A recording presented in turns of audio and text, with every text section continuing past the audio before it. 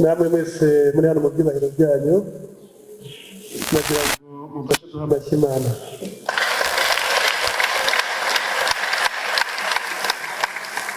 Ndashima Imana cyane kubw'imirimo n'ibitangaza yadukoreye ndetse n'ibyo yakoreye itorero ryacu muri rusange. Wari umugisha ukomeye gukorana namwe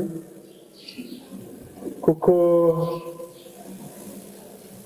muri mu basenyeri bake bashobora gusaba umuntu uwo muyoboye imbabazi. Iyo ni karite twabonye.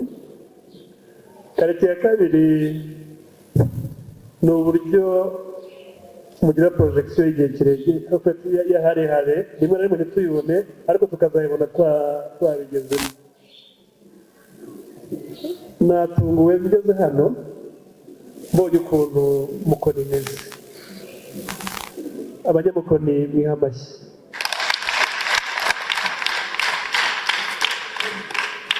Hari filozofi mwajyaga mubwira ngo mureke abantu bakure, ikanisa izagere kuri paruwasi. None ntawashidikanya ko Mukoni yaba paruwasi ikomeye, ubwo n'abandi bazajya baza kwigira hano nyine. Murakoze cyane.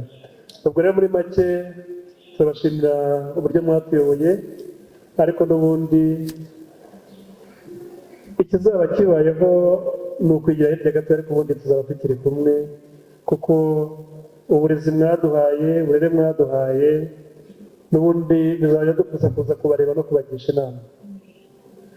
Mwarakoze cyane abakristo ba Mukoni ndetse n'aba diyoseze, mwarakoze cyane kuko ni mwebwe mwatugiriye icyizere imbere. Mwakwiha amashyi. Iki cyizere mwatugiriye rero ntabwo tuzabatererana kandi Imana niyo mufasha wacu. Cya kabiri, Mukoni rero ho biragoye. Ari urusengero ngira ngo twararutangiranye, muri amateka arahari kuri buri wese. Ngira ngo ingo ntagezemo zina ni nkeya. N'ubundi ninza nzajya nza dusangire ibyo twasangiraga. Ndacyari umwana wanyu. Paruwasi yahandika nayikoze n'imyaka 18. Iyo myaka yose hari amateka dufitanye adashobora gusibangana. Turacyaciye bugufi, turacyabakeneye, turacyakeneye inama, turacyakeneye gufatanya, kandi twese twizeye ko bizagenda neza. Imana niyo mufasha wacu.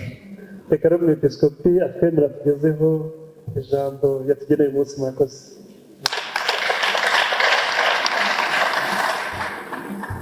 Amasaha arihuse cyane, ni mpamvu dukwiye kurangiza. Rero ntabwo mvuga byinshi, ndavuga amagambo 3 yonyine. Ijambo rya mbere ni gushima. Ndabashimiye cyane bantu ba Mukoni, muri beza, mugira urukundo. Urwo rukundo mufite murugumane, kandi nanjye ndarufite, nzakomeza mbakunde. Mwarakoze cyane kubyara Reverend Prosper, yambere umwana mwiza, azakomeza umwana mwiza, naye nzakomeza kumbera umubyeyi. Kandi mwarakoze cyane kumenyereza bishop twatoye. Rero uko mushyigikiye mumushyigikire kugira ngo yubake ubwami bw'Imana, aho nari ngeze ahakomeze kandi andushe cyane. Iryo ni ijambo rya mbere. Irya kabiri, mfite umurage umubyeyi agomba gusigira abana. Uwo murage urimo amagambo 3 yonyine. Icya mbere, mujye mubyibuka abana cyane. Icya mbere ni uko mugomba kugira umurimo unoze, mugomba kuba abakozi.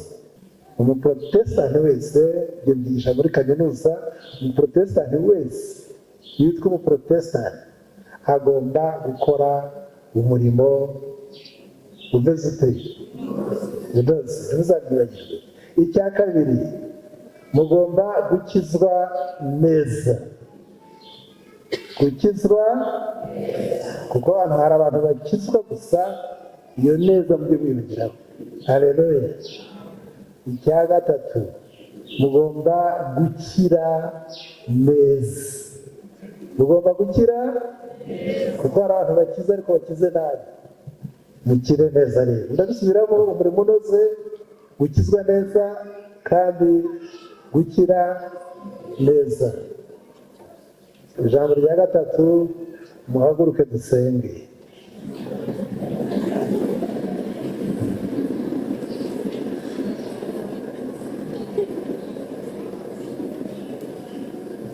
Dusenge Imana.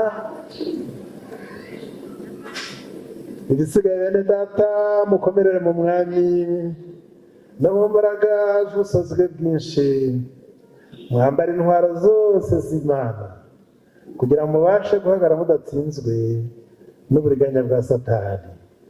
Amahoro Imana itanga aruta uko umuntu wese yakwibwira, arinde imibiri yanyu n'imitima yanyu n'ubwenge bwanyu, kandi muri ayo mahoro tumenye Imana Data wa twese, tumenye Yesu Kristo utanga ubugingo, kandi imigisha iva ku Mana Data wa twese, Imana Umwana, Imana Umwuka Wera, iyo migisha igumane namwe mwese n'abanyu bose no kuri Paruwasi Holy Trinity, kugira ngo mukomeze kuzamura icyubahiro cy'Imana kuva none kugeza iteka ryose. Amen. Mwakoze cyane.